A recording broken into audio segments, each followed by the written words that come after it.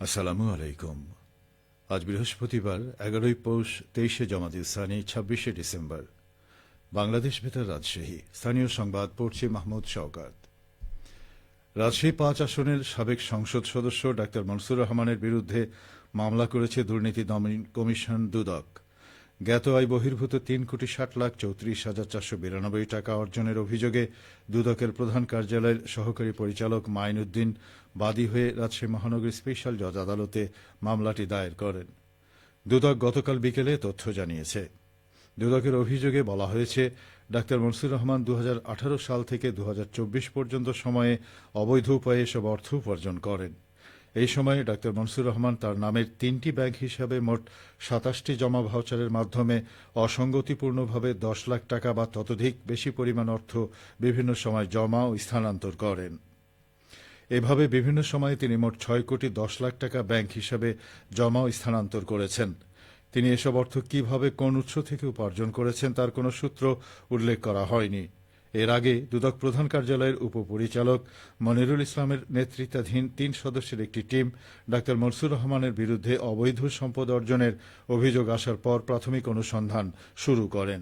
অনুসন্ধানে তার বিপুল অবৈধ সম্পদের তথ্য পায় দুর্নীতি দমন কমিশন। পরে অনুমোদন সাপেক্ষে তার বিরুদ্ধে দুর্নীতি দমন কমিশন আইনে মামলা দায়ের করা হয়। নাটোরে ভোটার তালিকা হালনাগাদ কর্মসূচি চলছে।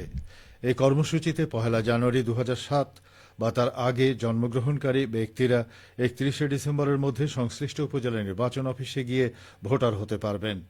জেলা নির্বাচন অফিস সূত্রে জানা যায়, ভোটার হওয়ার জন্য 17 ডিজিটের অনলাইন জন্মসনদ, জাতীয়তা বা নাগরিকত্ব, নিকটাত্মীয়ের এনআইডি, এসএসসি বা সমমান অথবা 8ম শ্রেণী পাশের সনদ এবং ইউটিলিটি বিলের কপি সাথে আনতে হবে। নাটোর জেলায় 2022 সালের হালনাগাদ তালিকা অনুযায়ী মোট ভোটার সংখ্যা 14,85,592 জন। ওই সময়ে থেকে এ পর্যন্ত ভোটার নিবন্ধনকারী জনগোষ্ঠীর সংখ্যা 20,454 জন।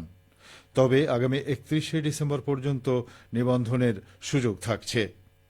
আগামী 2 জানুয়ারি জেলার সকল জনবহুল স্থানে সংগৃহীত তালিকায় নিবন্ধিত ব্যক্তিদের নাম প্রকাশ করা হবে।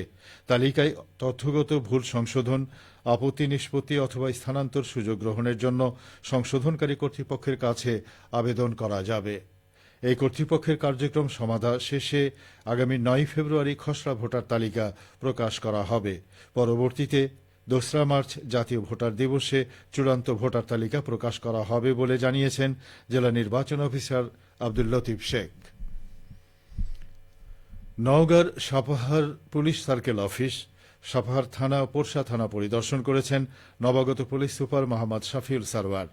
স্টেশনগুলোর সার্বিক পরিস্থিতি জানতে গতকাল পরিদর্শনে যান তিনি। এ সময় তিনি প্রতিটি স্টেশনের ব্যারাক, মেস ও চারপাশ ঘুরে দেখেন এবং আইন শৃঙ্খলা সহ সার্বিক পরিস্থিতি বিষয়ে খোঁজ খবর নেন। কর্মকর্তাদের সাথে মত বিনিময় করে প্রশাসনিক কার্যক্রম, মামলা তদন্ত, অনলাইন জিডি, পুলিশের অভ্যন্তরীণ শৃঙ্খলা এবং সততার সাথে দায়িত্ব কর্তব্য পালনে দিক নির্দেশনা প্রদান করেন। পরিদর্শনকালে নওগাঁর অতিরিক্ত পুলিশ সুপার গাজীউর রহমান, সাপাহার সার্কেলের সহকারী পুলিশ সুপার শ্যামলী রানী বর্মন ও অন্যান্য কর্মকর্তাগণ উপস্থিত ছিলেন। বগুড়ায় মহাসড়কে শৃঙ্খলা বজায় রাখতে ও দুর্ঘটনা প্রতিরোধে 3 হুইলার যানবাহনের মালিক ও চালকদের নিয়ে মত বিনিময় সভা করেছে শেরপুর হাইওয়ে পুলিশ। গতকাল শেরপুর উপজেলার মির্জাপুর বাজারে এ সভা অনুষ্ঠিত হয়। সভায় বক্তব্য রাখেন শেরপুর হাইওয়ে পুলিশ ক্যাম্পের ইনচার্জ মোহাম্মদ আজিজুল ইসলাম। এ সময় তিনি বলেন, মহাসড়কে 3 হুইলার, সিএনজি, নসিমন, করিমন, ভটভটি, ইজি বাইক, মোটরচালিত রিকশা বা ভ্যান চলাচল আইনত অপরাধ। এসব যান মহাসড়কে চলার কারণে শৃঙ্খলা বিঘ্নিত হয় ও দুর্ঘটনা ঘটে। মহাসড়কের শৃঙ্খলা রক্ষা ও আইন মেনে চলার জন্য সকল প্রকার 3 হুইলার যানবাহন মহাসড়ক পরিহার করার জন্য বিশেষভাবে অনুরোধ জানান তিনি। সভায় শেরপুর হাইওয়ে পুলিশের অন্যান্য সদস্য ছাড়াও 3 হুইলারের শতাধিক মালিক ও চালক উপস্থিত ছিলেন। খেলার খবর, ফুটবল। বগুড়ার শিবগঞ্জ উপজেলার বিহারহাটে নবজাগরণ সংঘের আয়োজনে আরাফাত রহমান কোকো স্মৃতি ফুটবল টুর্নামেন্টের ফাইনাল খেলা অনুষ্ঠিত হয়েছে। গতকাল বিকেলে বিহার হাইস্কুল মাঠে এই খেলা অনুষ্ঠিত হয়। নির্ধারিত সময়ে খেলা অমীমাংসিত থাকায় টাইব্রেকারে পীরব ইউনিয়ন একাদশ ৫-৩ গোলে নুনগোলা ক্রীড়া সংস্থাকে পরাজিত করে চ্যাম্পিয়ন হয়। সভায় প্রধান অতিথি ছিলেন শিবগঞ্জ উপজেলা বিএনপির সাধারণ সম্পাদক ও বগুড়া জেলা বিএনপির সহ আইন বিষয়ক সম্পাদক অ্যাডভোকেট আব্দুল ওয়াহাব। ফাইনাল খেলার ম্যান অব দ্য ম্যাচ নির্বাচিত হন পীরব ইউনিয়ন একাদশের গোলরক্ষক প্রভাস। সর্বোচ্চ গোল দিয়ে টুর্নামেন্টের ম্যান অব দ্য টুর্নামেন্টের পুরস্কারে ভূষিত হন নুনগোলা ক্রীড়া সংস্থা রিয়াদ। তাকে ক্রেস্ট তুলে দেন শিবগঞ্জ থানা ছাত্র দলের সাবেক সভাপতি শফিউল আজম সজল। সবশেষে আবহাওয়া।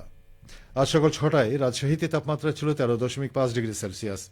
এ সময় বাতাসে আর্দ্রতার পরিমাণ ছিল ৯৪%।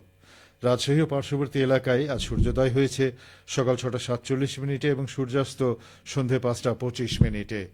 সংবাদ শেষ হল। আমাদের পরবর্তী স্থানীয় সংবাদ দুপুর ১২টা ১০।